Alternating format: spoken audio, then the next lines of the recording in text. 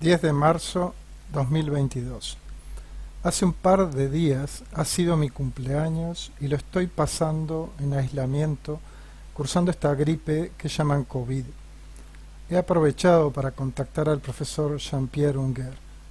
Jean-Pierre vive en Bruselas y Pierre Marseignet ha sido su mentor y han tenido gran proximidad conceptual, compartiendo trabajo y proyectos, y lo más importante, proximidad humana. En noviembre de 1985, Jean-Pierre, de 31 años, organiza un encuentro que es conocido por el Manifiesto de Amber o Amberes, en defensa de la atención primaria de salud. Entre las firmas del manifiesto se leen los nombres de Pierre Marseignet, su compañero y amigo Harry Van Balen, Alfredo Zurita, de Babar Banerjee y la firma del mismo Jean-Pierre, entre otros. Para la línea de trabajo que he emprendido es crucial esta última clave, ya que me ha interesado resaltar la cooperación profesional, académica, pero en particular la humana, que llevó a estas tres personas a interactuar en torno al surgimiento o desarrollo de lo que se dio a llamar atención primaria de salud.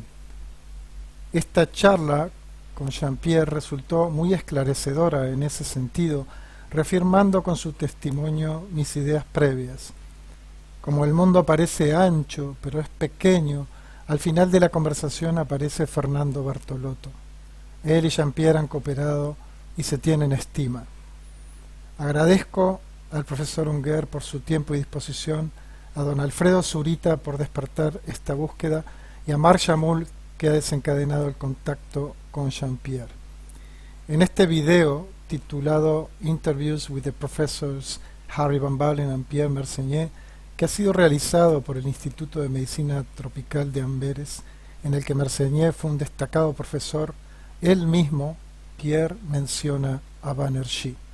Pour moi, j'ai commencé ma carrière essentiellement comme un clinicien. J'ai commencé comme médecin généraliste. Et donc, c'est évidemment, essentiellement, alors, mon séjour en Inde, qui a montré que tout ça avait une logique profonde.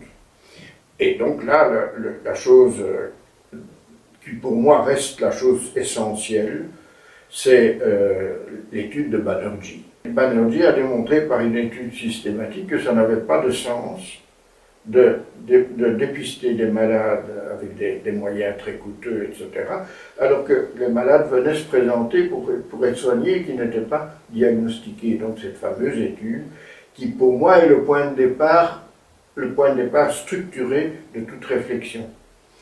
Parce que c'est aussi le point de départ, premièrement, d'une recherche pertinente. Parce que je suis sorti de l'université et pendant mes années d'Afrique, j'étais contre la recherche. Parce que je trouvais que les recherches qu'on faisait, qu'on nous proposait, étaient non pertinentes. Donc ça, c'est une notion importante, une recherche pertinente. Et deuxièmement, peut-être plus important au point de vue à court terme, la notion que c'est tout à fait absurde de faire une politique de santé publique séparée d'une politique de prise en charge des malades, donc de médecine.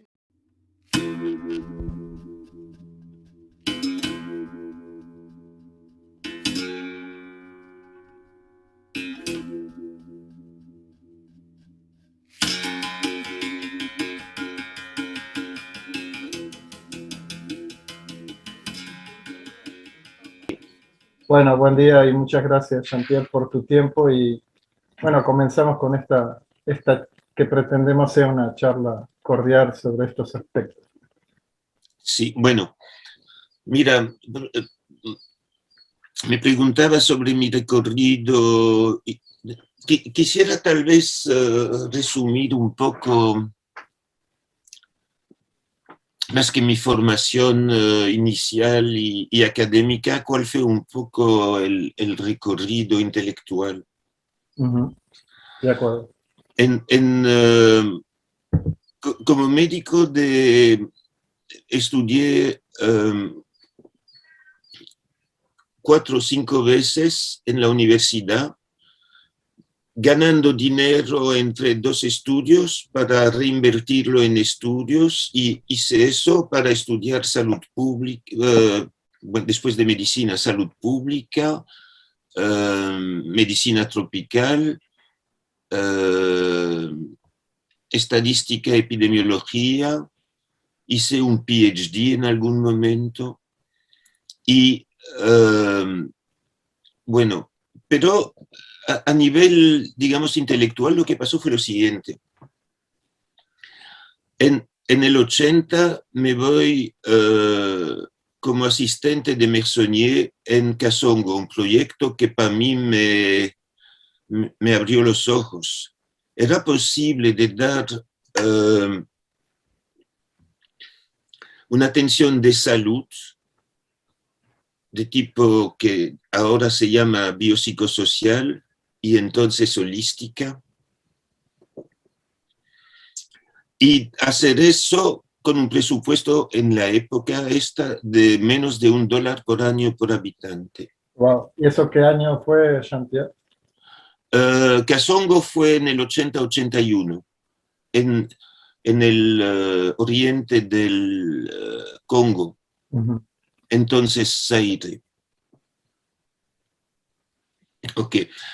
Y descubro esta maravilla de organización donde tienes un equipo de gestión de distrito, como se llamaba entonces.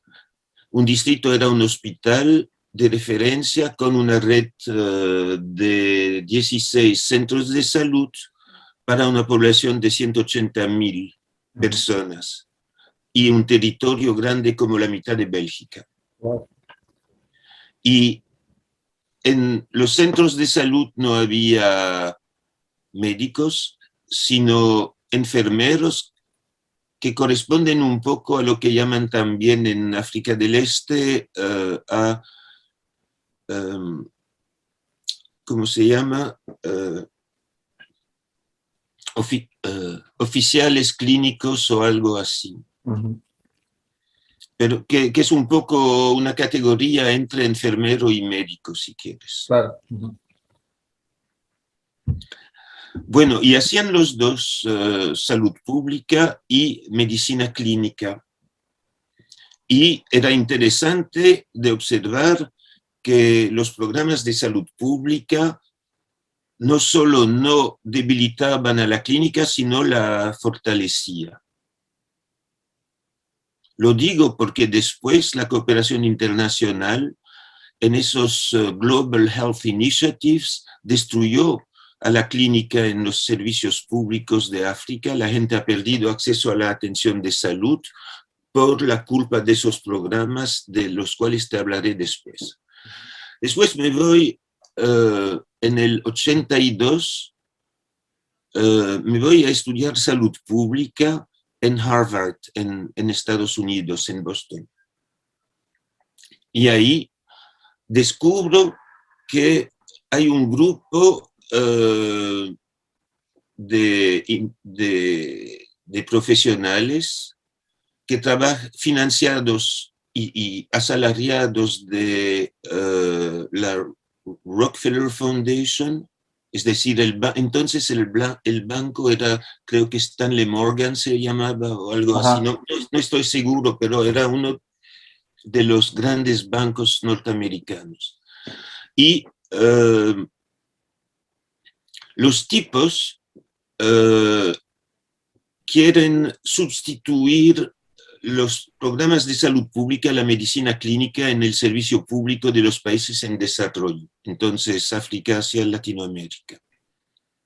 Era un horror. Nos invitaron en un club exclusivo para hombres. Me fui con 2 amigos, Jim Killingsworth y otro que se llamaba, bueno, su nombre me escapa ahora. Te estoy hablando de hace más de 40 años. Claro, sí. No digas que eso por viejo. Y el tipo nos explica lo que acabo de decirte con una metáfora. El servicio público de los países en desarrollo es un poco como un pino de Navidad, un árbol de Navidad, y los programas de salud pública como adornos que vas colgando a cada rato. Era horroroso. Entonces, y los tipos se basan en una publicación del New England Journal of Medicine de Berggren y Berggren, que mostraba que se podía controlar así 5 enfermedades. Claro. Entonces, yo con uno de los dos que me acompañó en la visita con los tipos de la Rockefeller Foundation, pongo un artículo en Social Science and Medicine diciendo, mira, ellos pretenden que por $3-4 se puede hacer por año por habitante, se puede hacer el control de 5 enfermedades, y yo he visto un programa y he trabajado en este programa donde con menos de $1 por año por habitante hacíamos los mismos programas más la medicina clínica. Entonces es criminal sacar la medicina clínica Claro. de los servicios públicos. Después descubrí que el verdadero motivo no era eso, pero era únicamente económico. Claro. En primer lugar, los programas de salud pública permitían hacer, ¿cómo se dice?, surgir mercados, porque si bien los países en desarrollo no tenían dinero para comprar medicamentos y equipamiento medical para las empresas norteamericanas, pues el gobierno de Estados Unidos y después los europeos tenían el dinero para hacer eso en el marco de lo que llamaban los Global Health Initiatives, que son programas públicos privados. Me imagino cómo contrastaba esto con en tu cabeza con tu experiencia previa, ¿no? En África. Así Y bueno, y con fue. todas las ideas justamente del profesor Marcinier, y de algún modo tal vez hablemos después de cómo todo esto que tú ya cuentas en el 80, ¿no? De algún modo el mismo Mahler lo decía, fue minando o atentando contra el propio desarrollo de la atención primaria de salud. Claro. Y con esto que tú cuentas de sacar fuera la parte clínica, ¿no? Justamente. Sí, porque el hecho de sacar la clínica quebraba definitivamente la estrategia de atención primaria de salud, ya que la gente no se interesa en participar, no hay participación comunitaria, mientras los médicos o digamos los profesionales de salud no contestan a la demanda para aliviar el sufrimiento y el riesgo de fallecer. Claro. Entonces, a partir de ahí ya no es participación comunitaria, pero social marketing. Sí, sí. Para vender los programas y obtener una participación pasiva en dichos programas. Es que la mercantilización de la salud ha sido, creo, uno de los principales problemas, ¿no? Claro. Me gustaría que me contaras un poco más entonces de tus trabajos con el profesor Marcinier y cómo crees que él influyó en esta línea conceptual. Pero continúa tu idea, sí. Llevándonos hasta Alma Ata, ¿no? Entonces, después de publicar este artículo en Social Science and Medicine, organizo un encuentro en Amberes en el 85, invitando un poco a todos los que eran los contactos de Mersonnier. Yo todavía muy joven, creo que tenía, a ver, te digo, en el 85, 31 años. Entonces yo tenía pocos contactos comparándolo con él, entonces fue sus estudiando sus estudiantes, ex estudiantes como Alfredo Zurita, quienes vinieron, y también otros profesores de universidades europeas que rechazaban a lo que se llamaba entonces la atención Atención primaria de salud selectiva. selectiva. Y ahí estuvo Banerjee también. Ujú.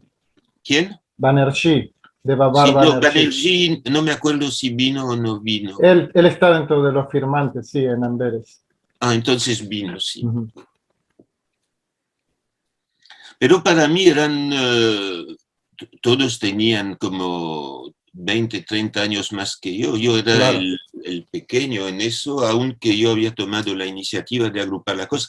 Pero el motivo es que yo había visto que lo que se estaba dibujando en, en los Estados Unidos era una revolución profunda de todo el sector público y de la medicina inclusive. Claro. Ujú. Y una evolución retrógrada, en cierto modo.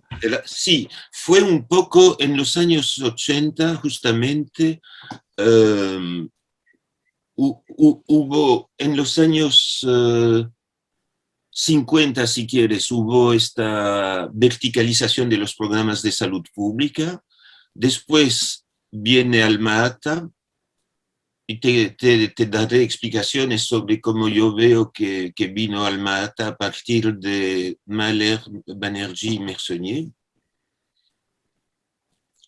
Y después hubo una contrarreforma, si quieres, Claro. Ujú. que volvía a los programas verticales de los años 50 a partir del final de los 80. De hecho, ya había empezado antes, porque los tipos de la Rockefeller Foundation tenían amigos en la UNICEF. James Grant, que dirigía la UNICEF en esta época, era un amigo de, ¿cómo se llamaba?, de Welch and Warren, los tipos de la Rockefeller Foundation. Y después de la UNICEF, el Banco Mundial y USAID, y después, uno por uno, todos los países. La última organización en cambiar, no, el cambio más importante fue en el 88-89, no me acuerdo, cuando durante 6 o 8 meses los americanos suspenden la contribución financiera a la Organización Mundial de la Salud hasta que ellos renuncian a la atención primaria de salud para adoptar los principios verticales de la Fundación Rockefeller. Entonces, Sí. en este momento reanudan el financiamiento de la OMS. Sí, eso fue, bueno, una movida muy importante que comenzó con la misma conferencia de Bellagio al año Sí, siguiente de Alma-Ata en Italia, ¿no? Que fue sí, financiada por la Rockefeller Foundation.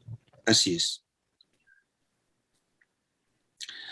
Pero te voy a explicar, después te hablaré de lo que pasa después del final de los 80, pero primero quisiera contestar a tu pregunta sobre el nacimiento de la atención primaria de salud. Mersonnier y Banerjee tenían ambos un recorrido paralelo y que se puede resumir como un intento de adaptar la medicina occidental a las condiciones de poblaciones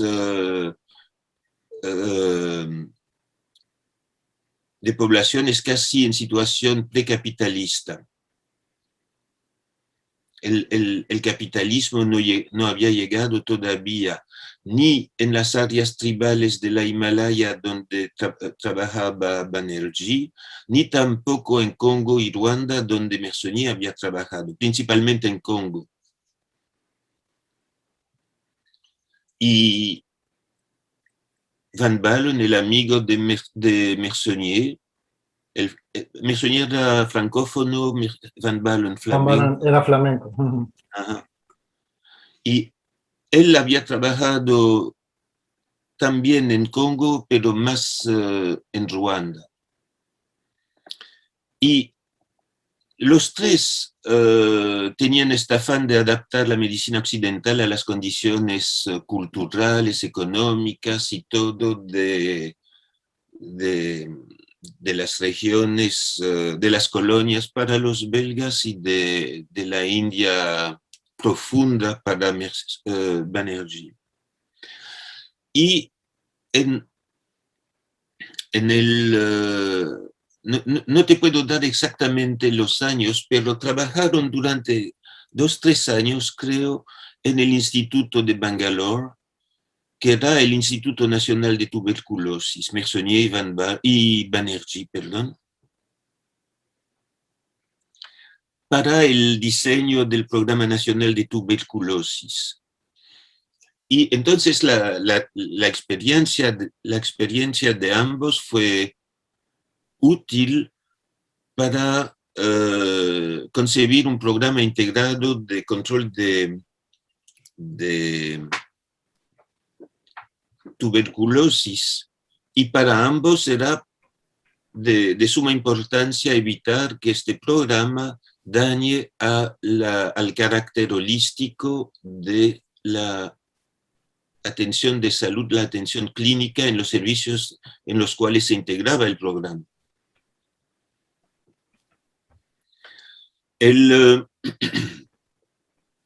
Banerjee tuvo una influencia profunda sobre Mersonnier. Fue una influencia intelectual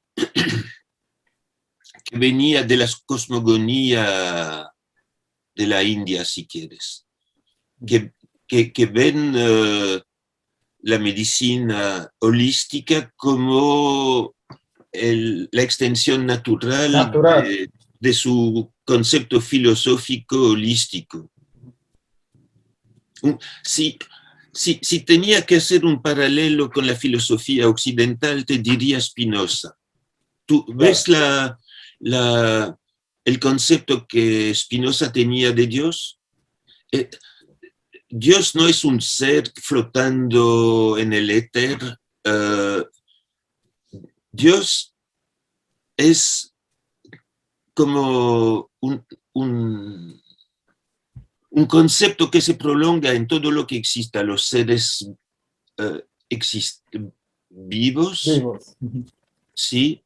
Y los minerales y los vegetales, todo eso es Dios. Y la cosmogonía hinduista se parece bastante a eso también. A partir de ahí, que la medicina ayurvédica también tiene esta tendencia en el holismo, lo que hoy se llama atención biopsicosocial. Entonces Mersonnier, descubriendo eso, lo quiere adaptar a la gestión de los servicios de salud occidentales. Es decir, que él había empezado con esta idea de adaptar la medicina occidental a las condiciones de los países en desarrollo, y volví al revés con el proyecto de cambiar el sistema de salud aquí. Bueno, digo aquí en los países desarrollados. ¿Me sigues hasta ahí? Sí, tranquilo. Es muy esclarecedor porque de algún modo yo intuía, y en cosas que había leído tuyas, esta influencia, este vínculo de Banerjee.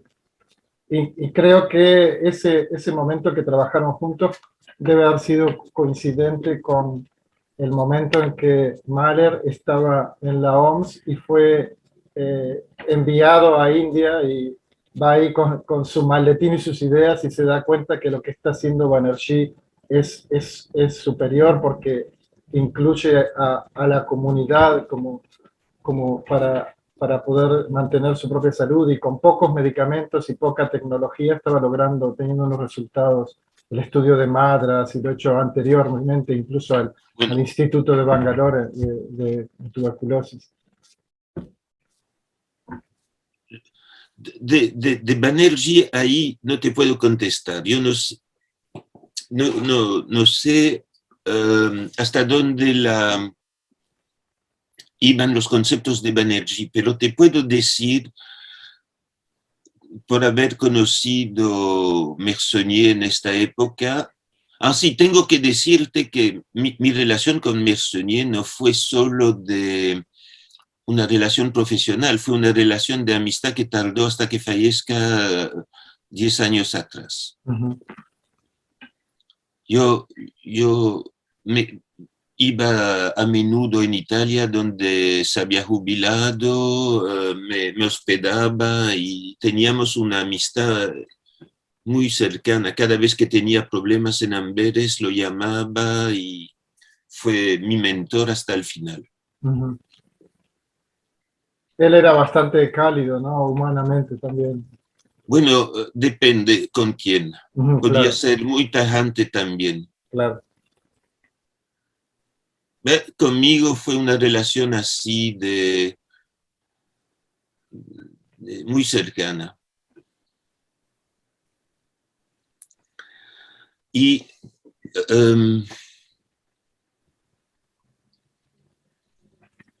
entonces iba a reaccionar a lo que acabas de decir sobre pocos medicamentos y poca tecnología. Para Mersonnier, la primera línea no funcionaba, la medicina de familia no podía tener buenos resultados sin el respaldo de un hospital de referencia. El hospital de referencia era necesario para los casos referidos, para dar un apoyo técnico a la primera línea, para la evaluación de la primera línea, había un montón de funciones así. Yo escribí en algún momento un artículo sobre las diversas funciones del hospital público, pero eran realmente ideas suyas.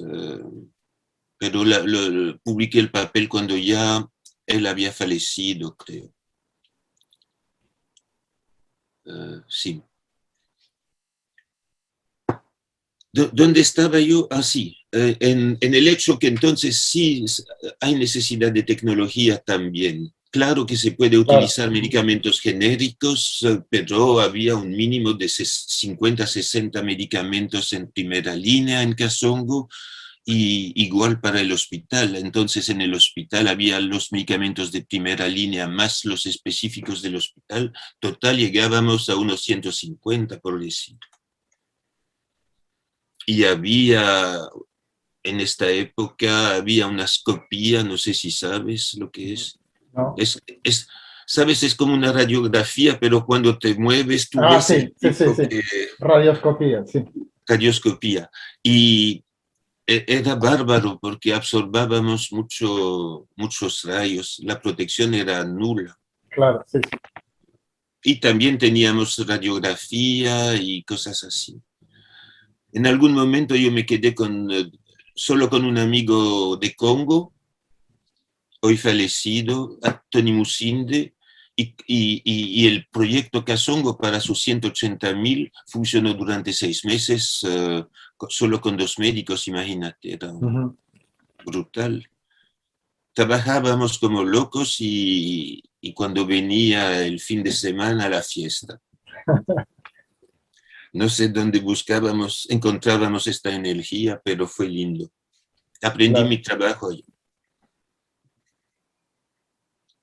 Bueno, eso es un poco lo que te puedo decir de la relación de los tres, y también decir que si bien Mahler lanzó la idea de la atención primaria de salud, se topó con muchos intereses y entonces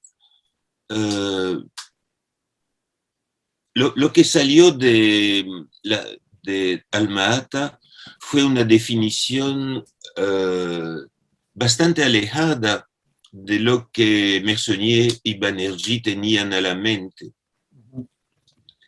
Y supongo que Mahler tenía una visión clara de eso, pero que no tuvo la palanca política para hacer pasar eso. Claro que los Estados Unidos y hasta un cierto punto los europeos se resistieron a una visión participativa del servicio público y no querían una competencia del sector público con el sector privado. Entonces les obligaban, si quieres, a ampliar la parte de salud pública que no representaba para ellos un costo de oportunidad para el sector privado. Eso fue lo que abrió la puerta a la atención selectiva de la Rockefeller Foundation, las ambigüedades de la Declaración de Alma-Ata. Sí, en mi entrevista con David Tejada de Rivero, que era el que se encargó, digamos, de los aspectos logísticos de la conferencia, él decía que él siempre se había preocupado también cómo había sido traducido, además de cómo se habían llegado a esos documentos, cómo había sido traducido al español, y eso, el nombre tan solo de la atención primaria de salud, y eso había llevado también a favorecer estas distorsiones, ¿no? O que fuera parte de la manipulación. Podría ser, no sé. Pero, ¿tienes un ejemplo así de mala traducción?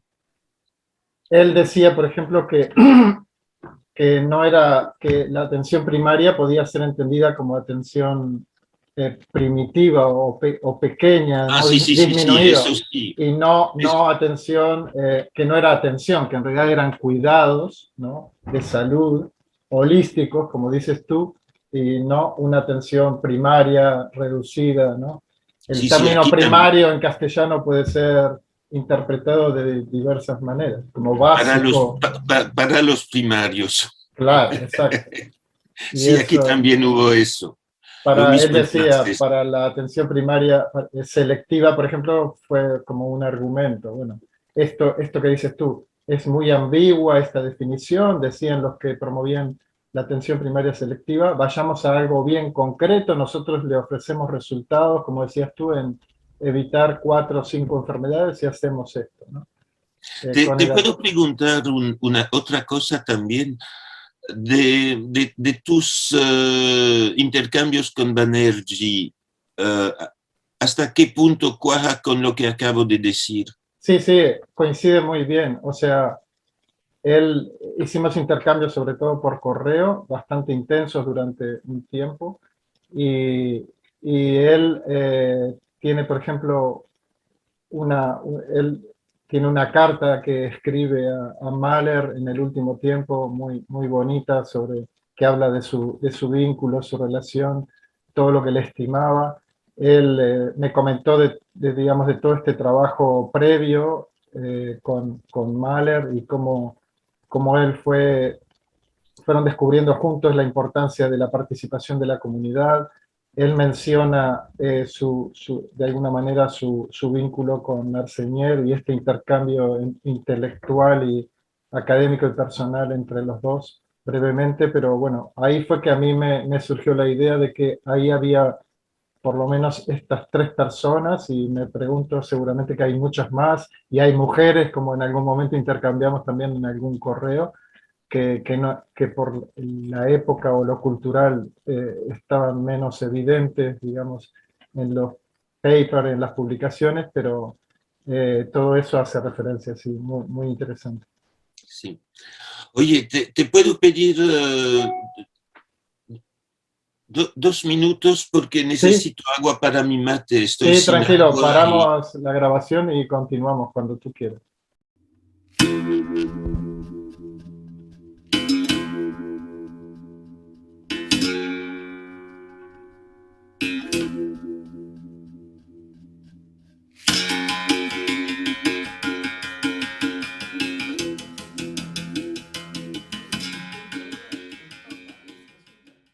Curioso, ¿no? Ver cómo estamos como a 12.000, 15.000 kilómetros de distancia y nos podemos comunicar en español, lo cual para mí es una gran ventaja porque podríamos estar hablando primitivamente para mí en francés o inglés, pero en español es mucho más fluido y que estamos tomando mate los dos, eso es muy curioso.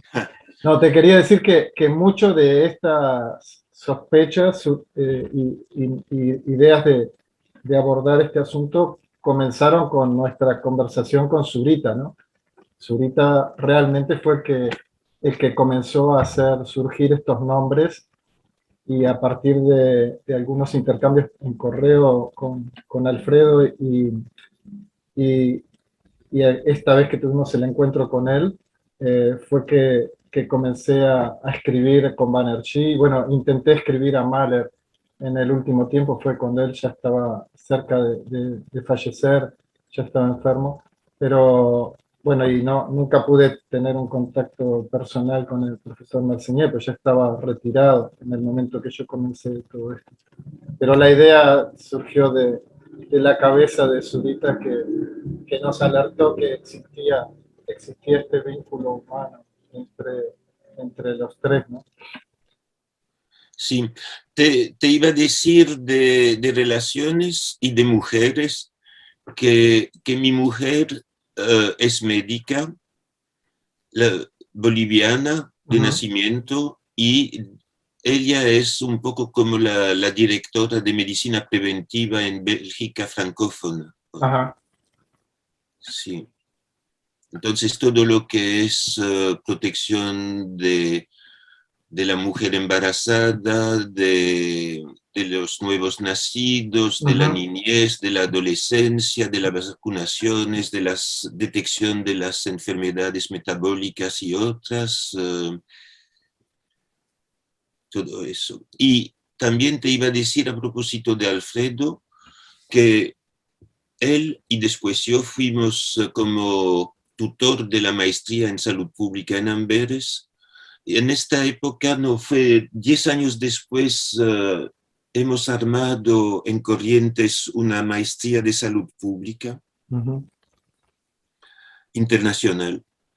Funcionó 2 años, creo, y después habíamos empezado sin tener financiamiento, esperando que la cooperación belga u otra pudiera intervenir, pero total no fue sostenible porque para los belgas Argentina era un país demasiado rico y entonces no era una prioridad Claro. Ujú.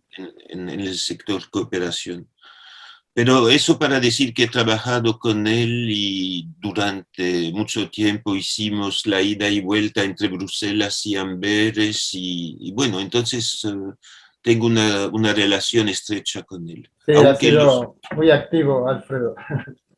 Y Sí, él me compartió una foto incluso del profesor Merceñé yendo ahí al sí, se fue. impenetrable en el Chaco. Ujú. Sí.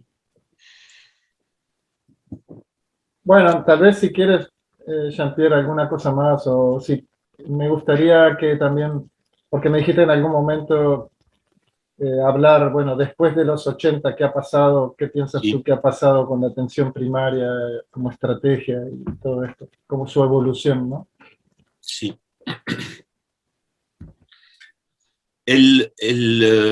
Lo que sigue después del final de los 80 es un poco la, la, la historia de la mercantilización de la medicina, básicamente.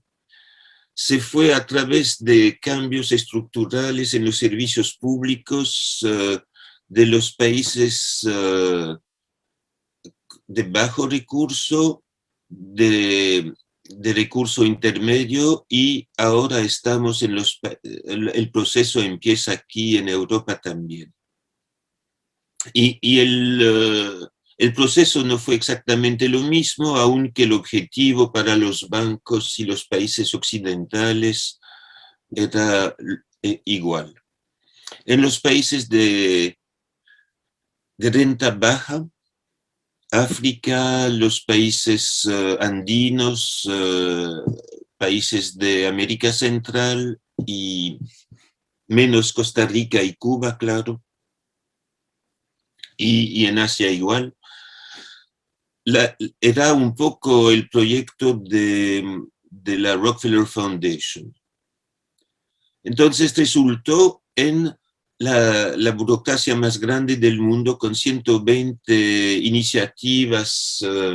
Todo lo que te estoy diciendo, tengo publicaciones, y si estás interesado después te lo puedo mandar, porque al largo de los 40 años, y aquí vuelvo a mi propio recorrido intelectual, he documentado la evolución de las políticas de salud en el mundo. Pero mi forma de trabajar era la siguiente. Empecé, como sabes, en Kasongo, después tuve una experiencia de 3 años en Senegal con Mersonnier y con Mahler siendo a la cabeza de la OMS entre el 85 y el 89. Teníamos un pequeño centro de capacitación de los médicos jefe de distrito del país. Ellos venían durante, creo que 6 semanas, a seguir cursos de organización de servicios de salud y de salud pública en Thiès, y después habíamos dividido el territorio de Senegal en 4, entonces cada uno de nosotros 4 nos encargábamos de la supervisión de los médicos jefe de distrito, intentando hacer un poco en cada distrito lo que habíamos visto funcionar en Kasongo, en Congo. Claro, adaptándolo a las especificidades de África Occidental y Senegal. Y yo hice mi tesis de doctorado sobre esta experiencia. Era un poco como jugar 40 partidos de ajedrez, ¿sabes? Simultáneo. Simultánea. Y entonces la tesis de doctorado era sacar el jugo a la experiencia y qué es lo que se podía decir sobre esas estrategias de desarrollo de servicio público en condiciones diversas, porque esos distritos eran sumamente diferentes, aún en Senegal. Había unos con mucha densidad poblacional, otros poca y con una cultura todavía muy tribal.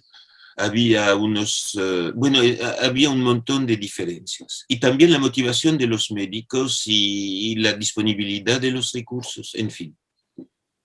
Y los intereses, porque teníamos para desarrollar eso que empezar con lo que interesaba a los médicos, que no era siempre lo mismo. Teníamos una meta a mediano plazo, pero la puerta de entrada dependía también de lo que querían los médicos y las enfermeras y los enfermeros y qué sé yo. ¿Y tu experiencia ahí fue hasta qué año en África? Esta experiencia. Sí, yo terminé, digamos, trabajé 10 años en África, Wow. pero en Senegal 3 años, pero también 2 años en Burkina Faso, y tengo experiencia en otros países, en Camerún, en Togo y qué sé yo. Después del final del 92 dejé, porque yo buscaba experiencias en lugares distintos, entonces tengo experiencia en Latinoamérica, como te dije, pero también Oriente Medio, África del Norte y Asia Oriental. Claro. China, India y Vietnam. Y en Europa también, claro. Yo te hablé de este proyecto de desarrollar distritos virtuales en Bélgica para mejorar la coordinación clínica entre los hospitales y los médicos de familia y mejorar la reflexividad. ¿Y en América del Sur has tenido alguno semejante a estos de África o no? Sí, en Bolivia primero, Bolivia. donde encontré a mi esposa, y muchos años en el Ecuador. Claro.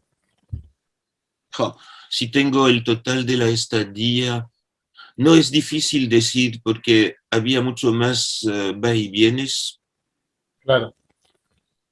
con estadías cada vez de 3 semanas, algo así, pero sumando fue mucho, tal vez años en ambos países, mientras que en los otros países era mucho más corto. Brasil, Argentina, Chile y Colombia también, ahí sí, mucho en Colombia. Y Después en Cuba, sí, compárteme, en Cuba también. uh-huh. Después Y Costa compárteme, Rica bastante tiempo. ujú, compárteme eso que decías de algunas publicaciones. Hemos intercambiado varias, pero bueno, yo sigo recolectando de algún modo material sobre esto. Sí, bueno, entonces te estaba diciendo que había a partir de los años 80, del final de los 80, un, una, un fenómeno de comercialización de la atención de salud y que era distinto según que los países eran de renta baja, media o alta. En los países de renta media, los Estados Unidos utilizaron 3 laboratorios: Colombia, Chile y después México. Y había diferencias. Por ejemplo, en Chile, que fue el primero en empezar con eso, fue bajo la dictadura de Pinochet. Intentó privatizar todo el sector público y fracasó porque hubo una resistencia interna de la cual no se habla mucho fuera del país. Ajá. Pero los profesionales se resistieron. Entonces, lo que él hizo fue privatizar una parte importante del financiamiento de la atención de salud con las ISAPRES. ¿Escuchaste hablar de las ISAPRES? No te Sí, explico. sí, he escuchado, sí. Y separando el financiamiento de las operaciones en el sector público con la FONASA, Fondo Nacional de Salud, y con la municipalización del servicio público, que llegó a un nivel muy desigual de recursos de salud para la población chilena.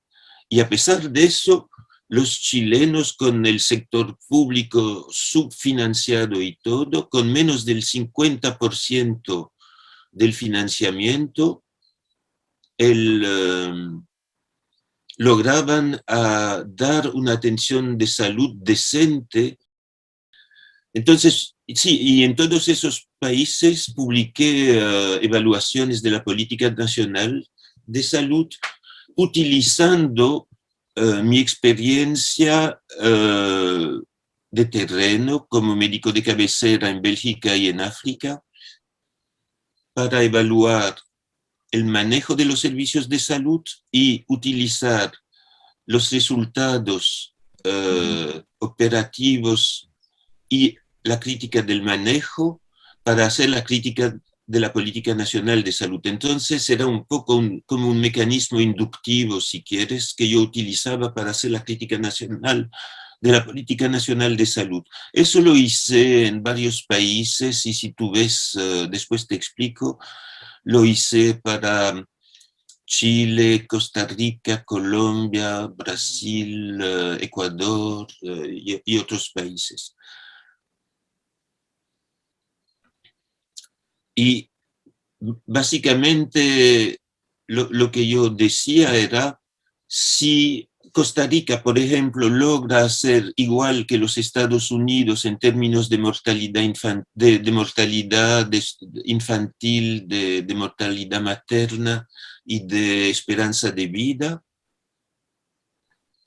y que gasta por habitante 9 veces menos que los Estados Unidos, porque diablo la OMS utiliza como modelo de lo que hay que hacer el modelo estadounidense, que es el peor del mundo. Aquí tienes todas las categorías. Ajá. Y todas esas publicaciones son libres de acceso. Bien.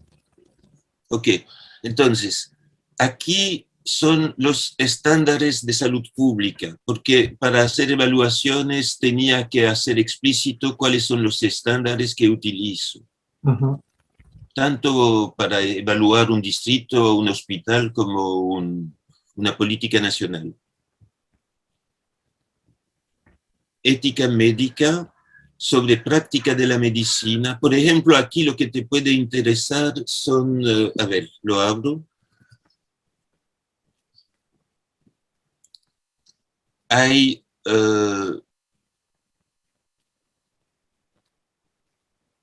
no, ¿dónde lo puse? Ah, aquí. Por ejemplo,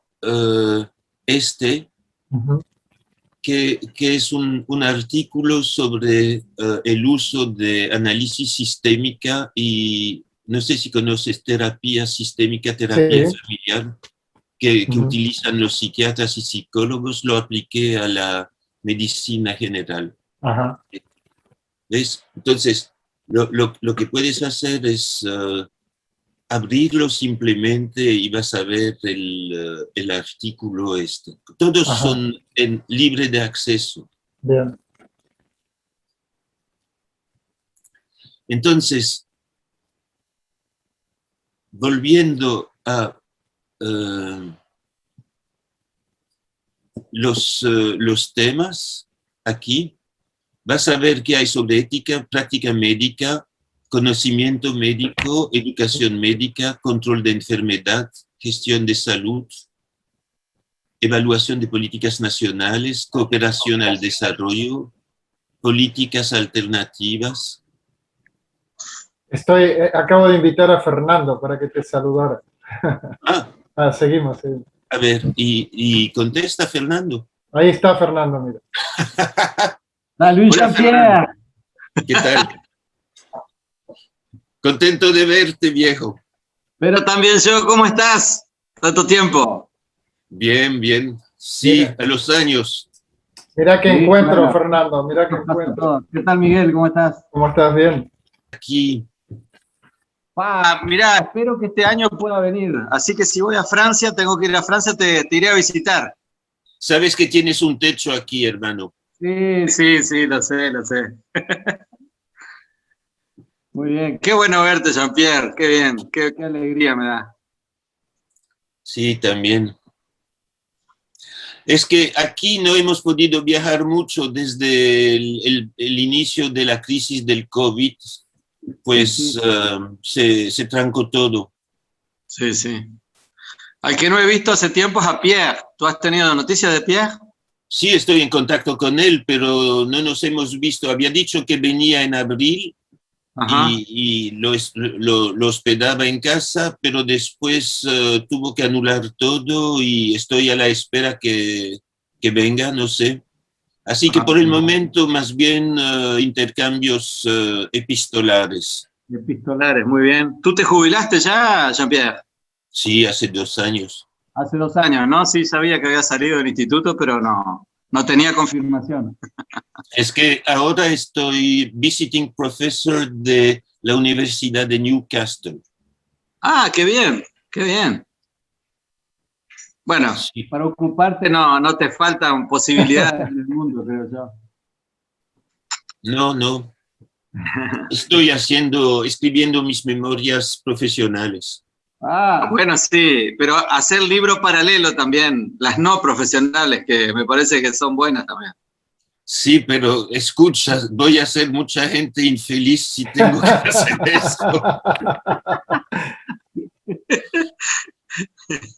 Estoy en la duda si lanzarme en eso, pero sí quiero dejar salud pública de aquí unos años y dedicarme a cosas más serias. Bien, muy bien. Muy bien. Bueno, si voy a buscar a Pierre también, tal vez nos encontremos los tres por ahí, por esta linda tierra belga. Sí, pues. Como el clima ha cambiado, tenemos sol y cosas. Sí, estamos viendo al fin un país tropical. Pues sí, bueno, sí. Recuerdo. Bueno, ya tendremos oportunidad de abrazarnos y acordarnos de todo. Lo llevamos a Miguel también a a festejar ahí con nosotros.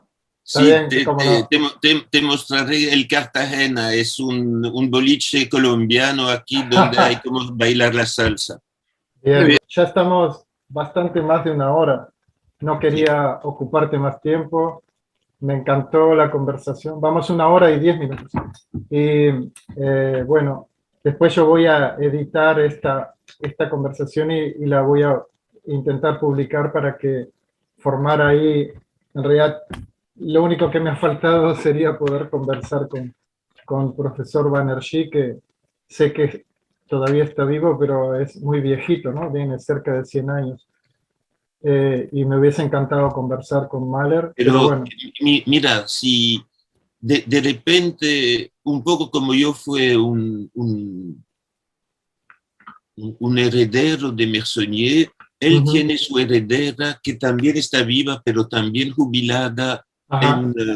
en, en la India, y se llamaba esta mujer, uy, pucha, ¿cómo se llama? Bueno, búscalo tranquilo, después me lo compartes, porque sería muy interesante poder, sí, Porque yo creo que ella te pueda dar mucho más información sobre Banerjee claro. como yo sobre Mersonnier. Él ha publicado un libro con su biografía profesional, pero aquí en Uruguay no es accesible. Está en Ah, Amazon, lo he visto, pero lo he querido comprar y no. Él fue de las últimas cosas que compartió conmigo cuando nos escribíamos, pero aquí no es posible. Este año que iré a Europa, en un mes, un poco más, estaré ahí. entonces, Tal vez intente comprarlo aquí, en sí, Europa. sí, pero ven a Bruselas entonces Bueno, y era una de las posibilidades era poder conversar directamente contigo en ya. Bruselas, porque quería ir a saludar a mi amigo Mark también, y él Así que me ha dicho que podía tener un encuentro también con Michel Roland, que sí, también conoció a Mersenier, pero bueno, eso veremos si lo podemos hacer. sí, Igual Michel es que si tú vienes a Uruguay también serás recibido sí, aquí, claro. sí. Ya nos No, y encontraremos. si te puedo ayudar aquí en Bruselas con mucho gusto. Bueno, muy bien, Jean-Pierre. Bueno, un placer esta conversación y si después más adelante da para otros contactos, nos estaremos en comunicación. Y Ya, ya muy vemos bien. que tenemos amigos o conocidos en común. Sí, sí, bastante. Zurita, Fernando, muchos, Marc. Y Bueno, Michel abrazo Roland. grande y muchas gracias por tu tiempo y bueno, ya veremos. Después te comparto el resultado de este encuentro, ¿sí?